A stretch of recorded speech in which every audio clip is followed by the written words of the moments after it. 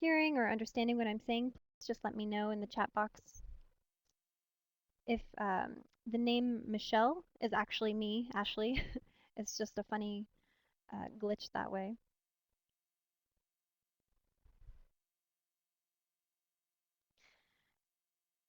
Can you please make it louder? Amanda, I can, how is that if I hold the microphone closer?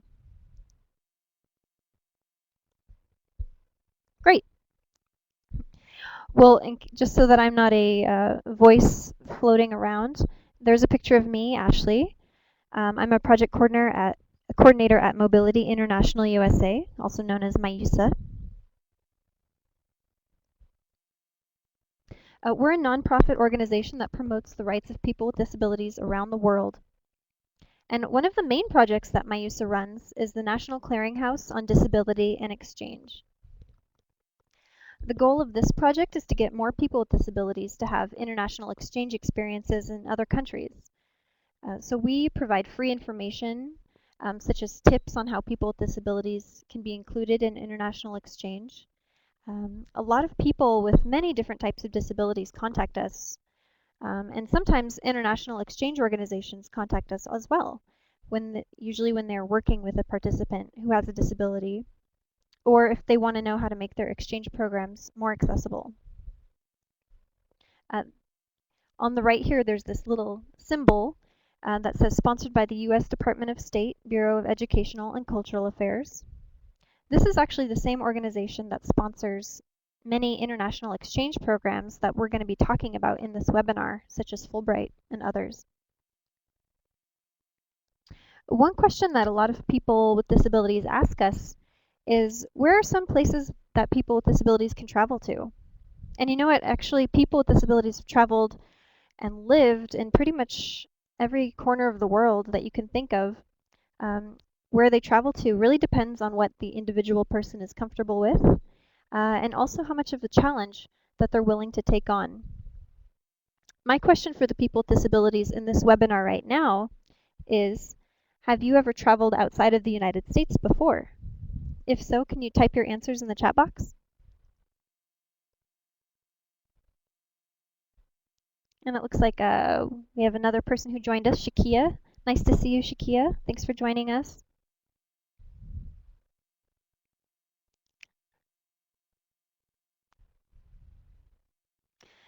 So while you're typing some of the places that you've traveled to in other countries, I'll read a couple of examples that I have here on the screen. Oops. Let me fix those captions. How's that? Great. Someone has been to Latin America. The people in the photos on the slide photos include people who have traveled to Jordan for a disability leadership exchange program, a professional who's been to China, a student who traveled to Tibet plus many other countries on her program, and also a student who traveled to Costa Rica, also on a disability exchange program.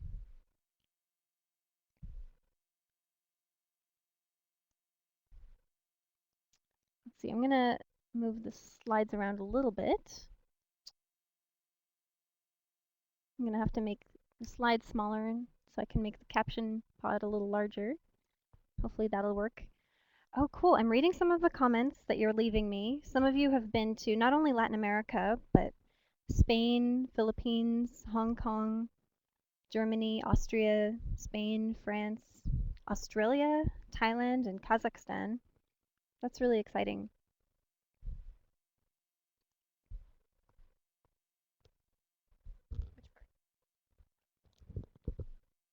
And it'll crop out the...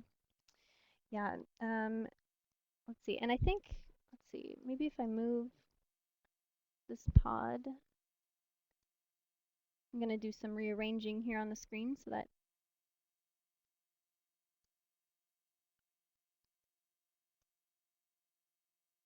hopefully that works.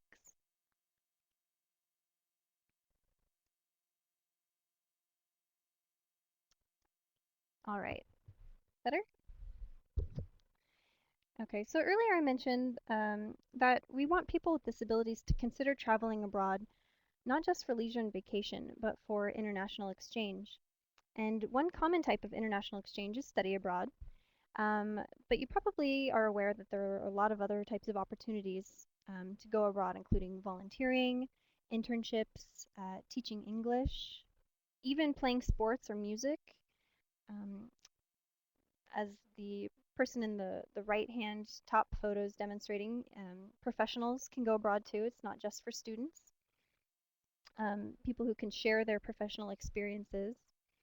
So people with disabilities are really doing all kinds of things while at the same time sharing their cultures, learning new skills, and making new friends in other countries. And more people with disabilities are recognizing that having an international experience in another country can help them reach a lot of their goals back in the United States, such as finding a job or enhancing a career.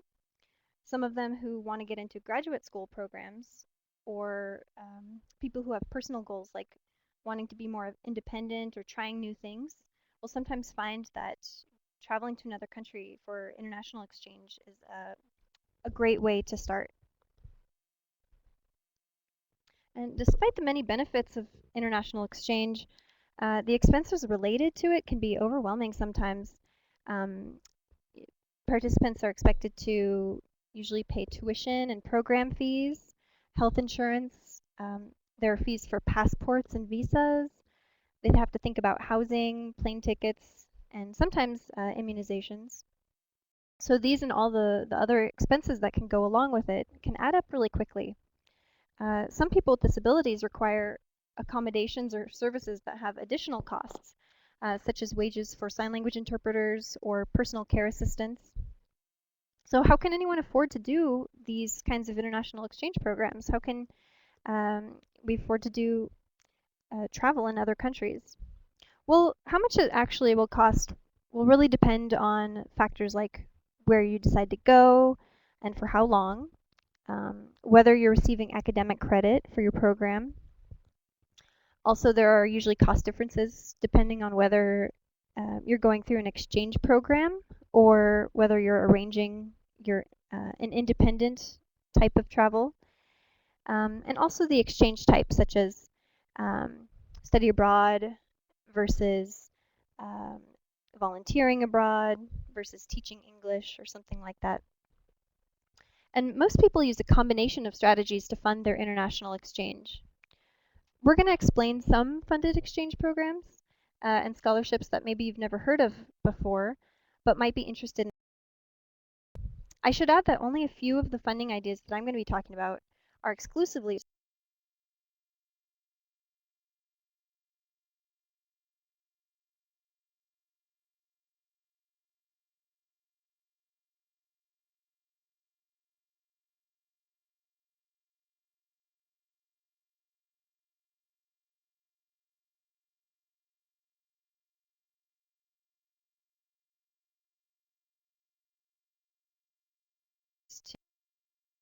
to increase their awareness of all of these really great funding opportunities that exist. Because one of the number one questions that we get is what kinds of funding is out there for people with disabilities? And, you know, they're not necessarily aware that um, a lot of different kinds of scholarships and funded programs exist. So I'd like to go over some of them. I do also want to note that MIUSA does not provide funding. Oh, I hear somebody said the sound cut out. Is everyone able to hear me? Hello? Oh, okay, great. Somebody said it's back. Okay, good. So MIUSA does not provide funding, but we do share information on where you can find funding from other sources. There are several types of ways to find funding for an international exchange experience. So let's talk about some of them. The first is funded programs and fellowships. Um, and then I'll go into the next one, then I'll explain the difference. The next is scholarships and grants and loans. So what's the difference? When we say funded programs and fellowships, these are usually international exchange programs that um, arrange tend to arrange everything for you. So they decide, they help you decide which country you can go to, or maybe there's specific activities that you have to do for the program.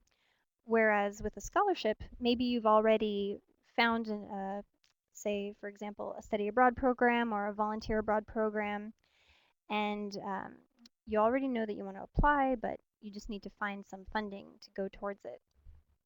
In contrast, the funded programs kind of determines what the exchange program will be like. Um, but the great thing is that it already includes a lot of expense funding that covers some of your expenses.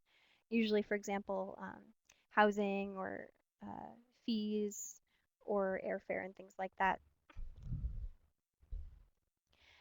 The next one that a lot of people with disabilities may not necessarily realize is that some of the US government programs and services, for example, Social Security benefits and vocational rehabilitation income, or US veterans benefits, can sometimes be used outside of the country towards international exchange if all of the requirements are met. And I'm going to be talking a little bit about what those requirements are later on. One of the other funding strategies that people use is fundraising and cost saving. So these are ways that they can cut down on costs. And maybe people did receive scholarships from some places, or maybe they even received are going on a funded exchange program. But there are usually still some expenses, like you know, being able to fund your own personal travel, or um, maybe taking classes while you're in the other country on your own, or otherwise passports or visa kinds of things. And so usually people will have to do their own fundraising in order to meet all of their expenses. So let's start by looking at some examples of funded exchange programs for people at different, we're going to cover different age and education levels as well. So I'll start off by talking about a few high school student programs that you might not have heard of. I think it's really incredible that there are so many high school students out there who are eager to travel and have an adventure on their own. A couple that I'd like to talk about are youth leadership programs. This is a U.S. Department of State sponsored program for high school students between 15 and 17. These are 3 to 4 week long programs in several different countries, including Sri Lanka, Nepal, and Indonesia, as well as some others. And in these programs, students really get a diversity of experiences in these 3 to 4 weeks, including doing volunteer projects. They meet other youth and do team building activities with them. They get to develop themselves as leaders. And in addition, they live with a local host family. There is no language requirement, so it's a great way for students to get a little bit of exposure to the international travel bug. And a great thing about this program is that educators can also apply for the program. Another similar example is the Kennedy Lugar Yes Abroad program. And this is for American high school students as well as recent graduates. And then this one differs in that it's up to 1 academic year of living in another country. And again, there are several countries to choose from. But one major component of this program is that students study in countries with significant Muslim populations. Can anyone give me an example of a country that might have a significant Muslim population? Jordan, yep, that's a great example.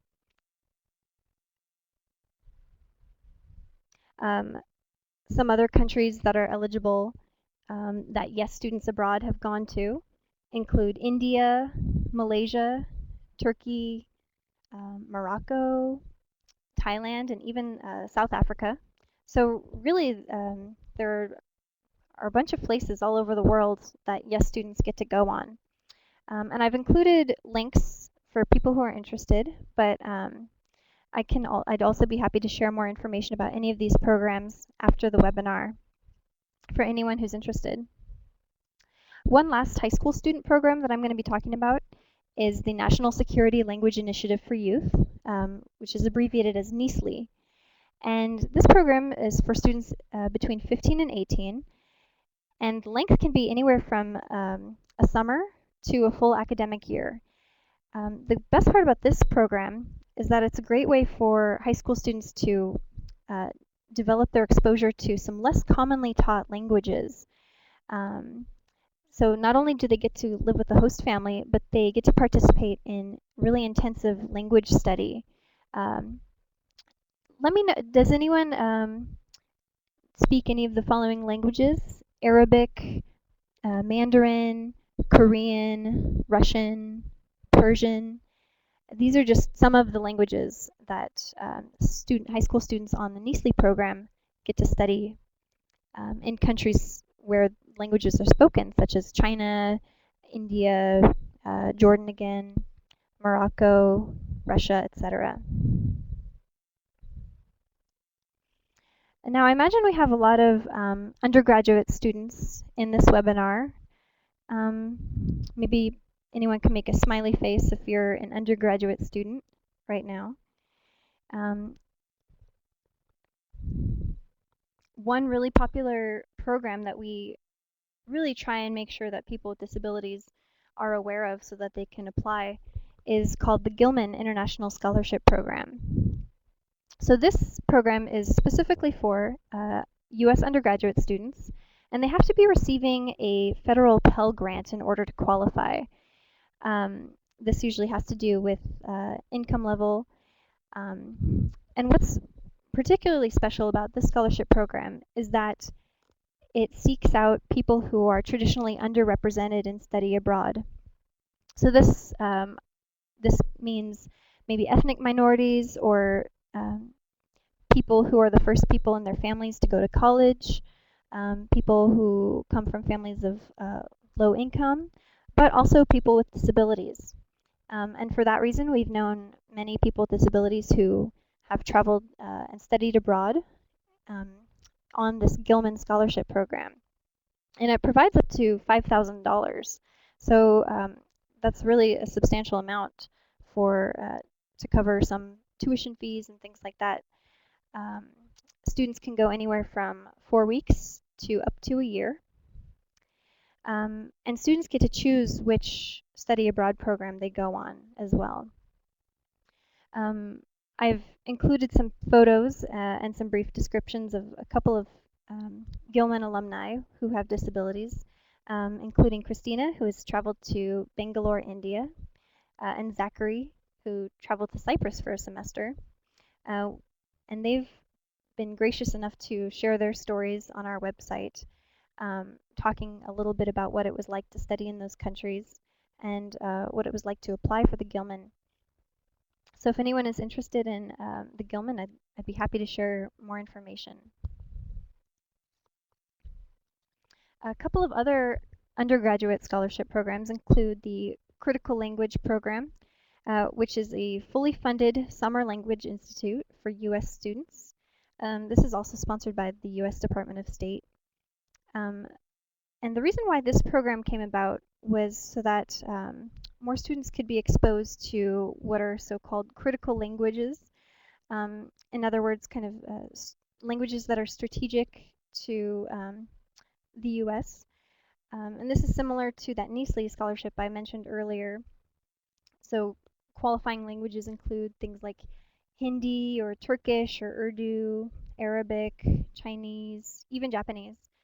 So in other words, languages that students might not necessarily study. They're not as popular as, say, French or Spanish, but they're very important to the US. And for this reason, the State Department is sponsoring undergraduate students to study them in everywhere from China to Russia and beyond. Finally, one that I'd like to mention is the Boren Award. And I'd like to also point out that the Boren Awards have deadlines that are coming up in January and February every year. The reason why there are two deadlines is because Boren Awards have a scholarship for undergraduate students and a fellowship for graduate students. So undergraduates or graduates can apply, and they can choose to go for a summer, a full semester, or a full academic year in another country. Although a lot of students will choose to go to Western Europe or Australia or New Zealand or Canada, the Boren Awards really encourage people to travel to destinations that are not so common or not as common in study abroad. So they encourage you to go to places in Asia or the Middle East or Sub-Saharan Africa, Latin America. So think of some of these so-called less common destinations and where you would want to travel to. There's also a component to the Boren Awards that includes an internship program, usually in an area of perhaps humanitarianism or health or political science. And one other thing is Boren Award recipients will work for the federal government for at least 1 year after graduation. So not only is the Boren Award an excellent opportunity to travel abroad, but it's also a great way to get a foot in the door in your career, especially if you're interested in a career with the government.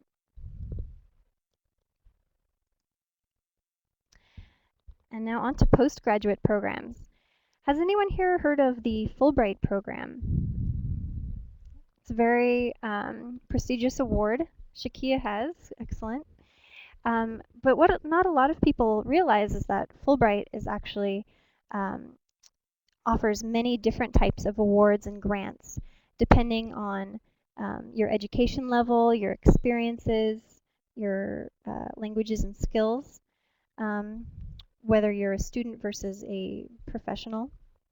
So I want to talk about a couple of examples of Fulbright grants. The first ones that I'll go over are for people who have earned a bachelor's degree. So in other words, postgraduates. One of the most popular programs is the Fulbright U.S. Student Program. And this is for not only graduating college seniors and graduate students, but also young professionals and artists as well. So how it works is applicants go abroad for an entire academic year, and they choose from over 140 countries where the Fulbright U.S. Student Program is eligible. And they're usually, the applicants either study at a university in one of those countries, or for example, if they're an artist, they might do some kind of artist residency. And excuse me. And Fulbright covers the costs of tuition and fees and travel and many of the expenses that are associated with study abroad. One of our MyUSA staff, Franz, who I believe is on this webinar, is an alumni of the Fulbright program. He's studying in Nepal. So if anyone is interested in participating in the Fulbright program, let me know and I'd be happy to put you in touch with some more information, as well as put you in touch with some alumni with disabilities who you can talk to about. The Fulbright English Teaching Assistantship is another example of a Fulbright program, and this is also 1 year in another country. And one reason why this program is so popular is that it allows Fulbrighters to teach in a classroom in another country and teach English to non-native English speakers. So they get to kind of be like a cultural ambassador for US culture in addition to teaching English. So these English teaching assistants, also known as ETAs, they might be teaching in a classroom of kindergartners or high school students or even university level students. It really depends. And applicants can only apply for one country, but depending on where you go, each country will have different numbers of grants available. So um, although most countries are eligible, you might be more likely to be placed in uh, Germany, for example, or if you apply for Korea, you might be more likely. So Germany offers 140 grants, so this means that they place 140 of these English teaching assistants in Germany to teach. There are 80 grants available for Korea, 75 for Malaysia, 56 for France, 30 for Brazil. Some of the other higher countries that award large numbers are Spain and Turkey. So if you've always dreamed of going to one of those countries, or even another country, and enjoy teaching English and sharing your culture with other students, then I really encourage you to think about applying for the English teaching assistantship.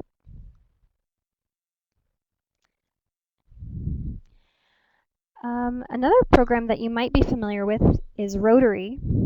This is not funded by the U.S. Department of State. In fact, Rotary is an organization that is non-governmental, and it's all over the world. Some of you might have heard of Rotary before, but Rotary offers several awards for fellowships, professional programs, and scholarships to go abroad, travel abroad. For example, the Rotary World Peace Fellowship offers a 2-year master's level degree program, but it also offers a short professional program for people who already have some work experience. And whether you choose to do the fellowship or the professional program, it's for people who are interested in conflict resolution, peace studies, or international relations. And they travel to either Thailand, Japan, England, USA, Australia, or Argentina, which is where their what they call peace centers are located.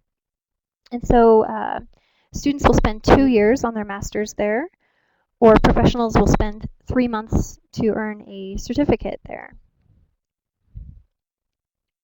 Now, the Rotary Ambassadorial Scholarship is for graduate students, although some undergraduates can apply if they've completed at least 2 years of college. I included this, I was very careful to include this because this is actually the scholarship that MIUSA's CEO, Susan Siegel, had applied to and won for her graduate studies in Australia. And it was during that experience where she felt like one of the only people with disabilities on her exchange program that helped her found the organization MIUSA. So it's a really cool story that goes along with that scholarship. And so I really like for more people with disabilities to apply for all of these programs. Now the Ambassadorial Scholarship is going through some changes, so it might have some different requirements in the next year. But currently, multiple countries are available for graduate students to study in. Typically, they will choose the graduate school, choose the country, and then they will create a proposal to Rotary, which will sometimes then award the scholarship for them. In order to learn more, you can contact your Rotary district or visit rotary.org. And I can also give you some more information about those as well. Now I know we might have a few people in this webinar who graduated high school already. Maybe they went to college, maybe they did not. Perhaps they're in the working world by now. Maybe they've just entered the working world or they've been in it for a long time now. But I want you to know that you don't have to be a student in order to have an international exchange experience. There are a lot of programs that bring professionals, including young professionals, mid-career, and senior level professionals to other countries to either develop their job skills or to share their skills with other people. So one example is the Peace Corps program, where people can share their professional skills. But some of the ones I'm going to talk about are the Fulbright Scholar Program and the Fulbright Senior Specialist Program. Both of these are for faculty and professionals and allows them to teach in another countries for a year. The Senior Specialist is more of a short-term academic opportunity between 2 to 6 weeks for U.S. faculty and professionals. Now, for those who have a high school diploma and have had some college, check out the Congress Bundestag Youth Exchange. This is for young professionals between 18 to 24, and they will study in Germany for a year. Now, it's not required that these participants have some German experience already, although it is a plus. It is a preferred. However, they will have a chance to study German, and they will also get to be, the program helps participants arrange an internship in Germany in a related field, so an internship related to your career. So that's also a really great opportunity to make yourself a more desirable candidate for jobs when you return to the United States. Just really quickly, some professional programs have specific locations, like the American Indian Foundation Clinton Fellowship, which brings young American leaders to India to work on topics like education or HIV/AIDS and human rights. It's a 10-month-long program. Atlas Service Corps brings nonprofit leaders to Colombia, and they get to do an internship at a nonprofit sector organization while in Colombia. The program provides stipend, health insurance, and training. It is required that participants have some Spanish proficiency, though. So I hope that so far, by introducing you to some of these programs, you've been able to see a couple of things that sound interesting to you. Hopefully you'll think of, you'll be encouraged to apply for them or consider getting more information about them at least. I wanted to quickly go over a couple of other examples of scholarships that are open to a wider audience. So if you find your a study abroad program that you're interested in, or maybe a volunteer program, and you've already applied, and you're just looking for some scholarships now to cover your costs, here are a couple of examples of some scholarships you can apply for. The Christensen Grant is a very important one because this is for people who are participating in a work, internship, or volunteer abroad program. And it's really more of a challenge to find scholarships for these types of programs versus study abroad. Usually for students who are planning to study abroad, there tend to be more scholarships available. But I'm really glad that this Christensen Grant exists, so that people, whether students or otherwise, can also get internship experience or work experience, or do community service in another country, because those are also very important parts of being citizen diplomats. Another is the Fund for Education Abroad Scholarship. This is more of the traditional study abroad type of scholarship. And it's really important that you know about this one too, because there's a preference for students who are underrepresented in study abroad. So that would include students with disabilities. And I hope that more students with disabilities will apply for that scholarship. If anyone here loves to write and write about traveling, loves to blog, take pictures and things like that, then I'd really encourage you to check out the Glimpse Correspondence Program, which provides a stipend for people who are reporting about their travels. Now, for that program, I think the requirement is that you have to be abroad for at least 10 weeks. So for people going on shorter term programs, they wouldn't necessarily qualify for Glimpse, although I would still encourage them to blog and take lots of pictures and write lots of stories anyway. And then finally, the Foundation for Global Scholars offers scholarships for college or university students that can be used towards study abroad. And if you're wondering where you can find more information about these scholarships, I'm going to include a link.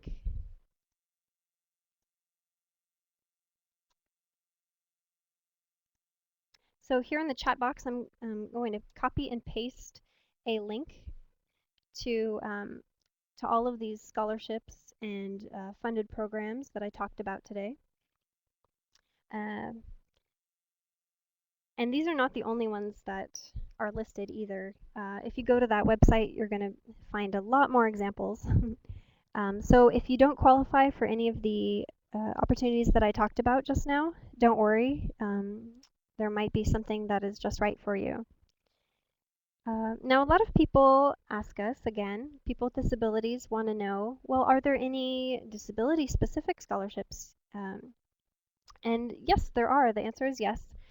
Now, however, we do encourage them to go beyond searching just disability-related scholarships so that they're not limiting themselves to a small pool of financial aid. But it is true that there are some scholarships for people with specific disabilities.